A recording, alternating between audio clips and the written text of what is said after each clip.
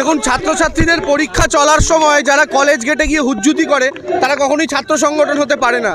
আর বিচারের দাবিতে মিছিল করতে গিয়ে কলেজ গেটে ঢুকে কেন তাণ্ডব চালানো হলো সে ব্যাপারেও কারোর কোনো আইডিয়া নেই।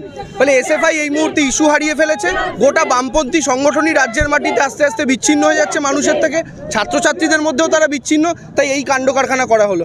ছাত্রছাত্রীদের পরীক্ষা চলাকালীন এরকম গুন্ডামি আর যাই হোক ছাত্র সংগঠন হলে করা যায় না। আর আমাদের এখানকার যারা ছাত্র নেতৃত্ব আছে তারা তো ওই দিনকে প্রত্যেকে দেখেছেন, সাধারণ মানুষ দেখেছেন, ছাত্রর চাইতে বেশি ছিল 40-45 বছরের 50 বছরের পাকা চুলের মাথার লোকজন। তো সিপিএমে এখন এমনই দুরবস্থা যে 60 বছরের লোকও এসএফআই করছে, আবার 60 বছরের লোকই সম্পাদক মণ্ডলীর সদস্য।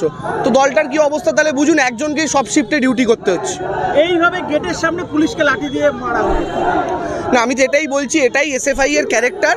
বিচারের দাবিতে তারা একটা দেহকে ব্যবহার করে যেভাবে নিজেদের রাজনীতি রুটি শেখার চেষ্টা করেছিল, মানুষ 6টা উপনির্বাচনেই তার জবাব দিয়ে দিয়েছে।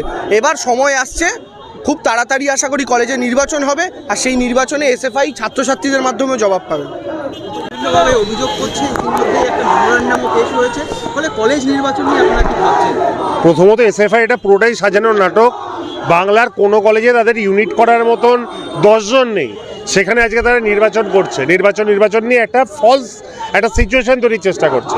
আমাদের সরকার নির্বাচনে উদ্যোগী। আমার বিশ্বাস এই বর্তমান সিবিসিএস সিস্টেমে যেখানে সময় পাওয়াটা খুব কঠিন, সেখানে আমরা অতি দ্রুত নির্বাচনের দিকে যেতে পারবো।